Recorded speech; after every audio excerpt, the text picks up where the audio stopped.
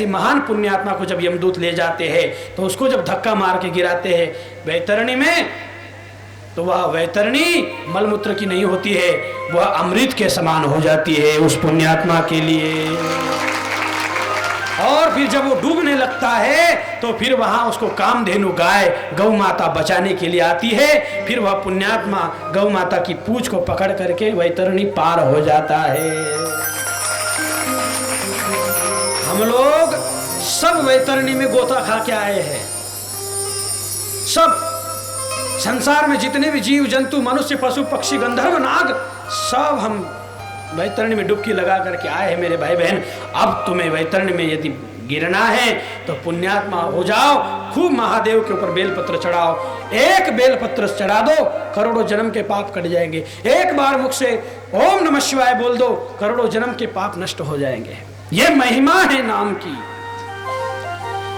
और फिर वहां से उस पापी को ले जाया जाता है। बिंदुक को ले गए, यमपुरी में पटक दिया और उसके कर्मों के आधार पे उसको एक जो है एक विंध्याचल पर्वत पे उसको पिशाच की योनि उसको मिली। पिशाच, भयंकर पिशाच बन गया।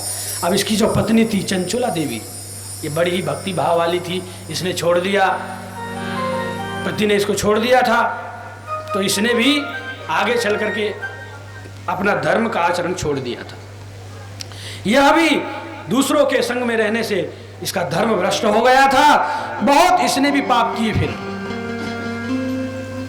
पति ने ध्यान नहीं दिया, ये भी भटक गई और बहुत पाप करने के कारण चंचुला एक बार घूमते घूमते घूमते घूमते गोकर्ण क्षेत्र में आई, जहां पर तीर्थ यात्रियों के साथ में घूमते घूमते आई। एक शिवालय में कुछ श्रोता और कुछ ब्राह्मण, एक ब्राह्मण थे, वह भगवान शंकर की शिव महापुराण की कथा सुना रहे थे और उस कथा में नरकों की ही बात चल रही थी कि जो नारी अपने पति को छोड़कर पर पुरुष से रति करती है, ऐसे नारी को जो है रौ रौ नरक में ले जाकर के यमदूत पीटते हैं। बोलिए भक्तवत्सल भगवान। यह बात जब उस ब्राह्मण के मुख से उस चंचुला ने सुना, कान में पड़ी, तो उसको अपने सारे पाप याद आ गए। क्या हो, मैंने मेरे पति को छोड़ करके जो है बहुत घोर अपराध किया है। चरणों में गिर गई, बाबा क्षमा करो, मुझे मार्ग बताइए महाराज, मैं बड़ी पापी नहीं हूं, मेरा उद्धार करिए, मैंने बहुत पाप किए हैं। मेरे भाई बहन, मेरी माताओं, याद रखना, जो पाप हम करते हैं, झूठ, बेईमानी, छल, कपट, ये सब कुछ भगवान के सन्मुख छोड़ देना चाहिए।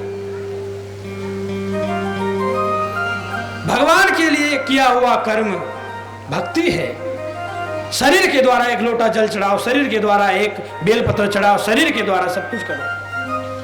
धीरे धीरे धीरे धीरे समय बीता। चंचुला देवी जो है भगवान महादेव की भक्ति में लग गई। ब्राह्मण ने कह दिया, देवी महादेव की पूजा करो, शिवलिंग पर जाकर, जैसे तुम सुबह सुबह जाती हो लोटा लेकर, ऐसे ही भगवान महादेव की शिवलिंग पर जो है जल चढ़ाना, बेलपत्र चढ़ाना। ऐसे करते करते चंचुला की भी उम्र हो गई और चंचुला भी शरीर को छोड़ करके जब जाने लगी तो साक्षात कैलाशपति महादेव के गण चंचुला को लेने के लिए आए। यमदूतों को धक्का मार करके भगाया और चंचुला को विमान में बिठाया। बोलिए शंकर भगवान की। यह है शिव भक्ति का चमत्कार, यह है शिव भक्ति का महिमा, प्रमाण है, ये सबूत है। चंचुला जो है बैठ करके भगवत धाम को गई, शिव कैलाशपति के चरणों में गई और शिव गणों ने ले जाकर के छोड़ दिया। और माता पार्वती बैठी थी। माता पार्वती ने कहा कि सखी, तुम मेरे पास आ जाओ, मेरी सखी बन जाओ और हमेशा मेरी सेवा करो।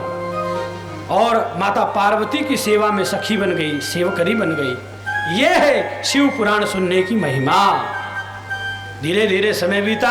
अब पत्नी थी, पति की याद आ गई। माता पार्वती से कहा, मैया मेरा पति बहुत पापी था, न जाने किस योनि में है, वो जहाँ कहीं भी हो, मैया एक ही इच्छा है, मेरे पति का उद्धार कर दो। माता पार्वती ने दिव्य दृष्टि से देखा तो उसका जो पति था बिंदुक, वह विंध्याचल पर्वत पर एक बहुत भयंकर पिशाच बन करके पड़ा है। तो एक तुमरू नाम का गंधर्व जो था, तुमरू नाम का गंधर्व जो भगवान शिव का बड़ा ही प्यारा भक्त, माता पार्वती ने उससे कहा कि जाओ हे तुमरो, हे गंधर्व, आप जाइए और जाकर के उस पिशाच का उद्धार करिए शिव महिमा सुना करके। और चंचुला को लेकर के वह तुमरू गंधर्व जो है विंध्याचल पर्वत पर आता है और जो है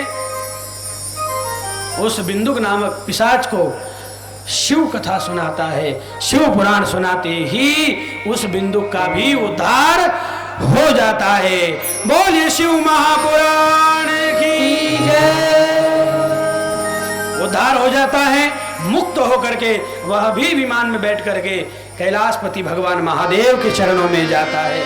इसलिए मेरे सुप्रीम कॉलोनी के सभी भाइयों माताओं, यहाँ शिव पुराण की कथा चल रही है। आप सभी भी जिसको शिवलोक की प्राप्ति करना है वो शिव पुराण की कथा को ध्यान से सुनिए, सब कुछ प्राप्त होगा आपको, सब कुछ। आप जिस चीज के लिए रो रहे हैं उससे भी ज्यादा महादेव आपको देंगे, पर आप जो है संतुष्ट रहिए, ज्यादा हाय हाय मत करिए। एक दिन हाय हाय करते करते करते करते आखिरी में बाय बाय कर जाते हो, इसलिए हाय हाय मत करिए। महादेव महादेव जपिए, शिव शिव जपिए, एक ही काम करिए, बाकी कुछ भी नहीं करना चाहिए। और इस प्रकार से चंचुला देवी की कथा सुना करके जो है शिव पुराण की कथा को और आगे बढ़ाया। एक अध्याय में भागवत की विधि बताई है। महाराज भागवत को शिव पुराण को सुनने की विधि क्या है, तो विधि बताई।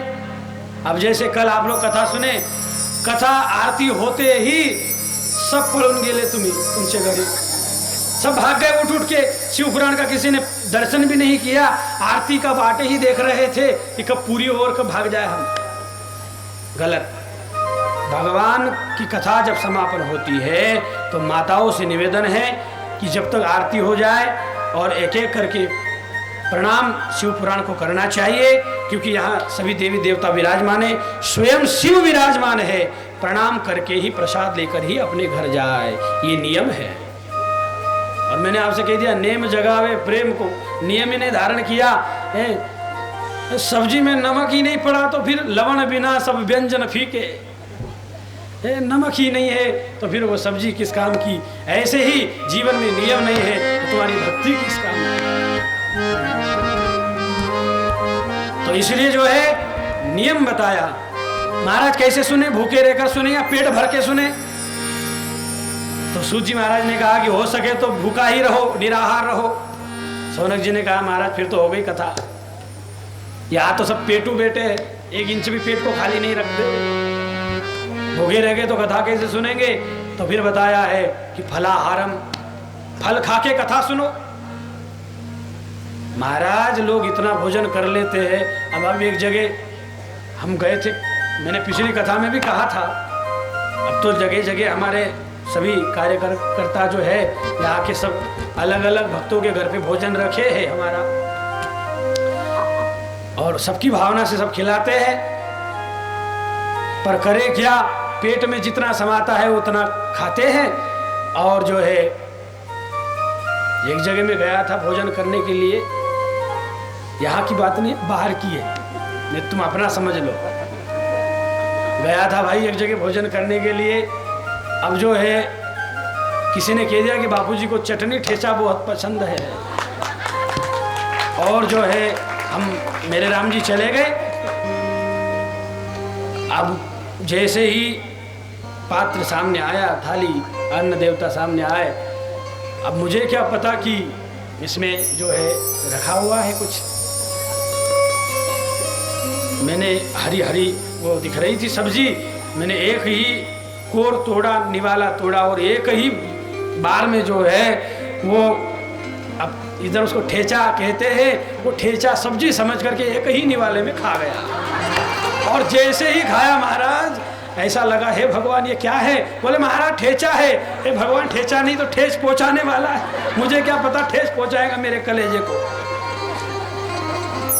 तो इतना भयंकर ठेस पूरा का पूरा खा गया। तो जो है बड़ी बुरी दशा हुई।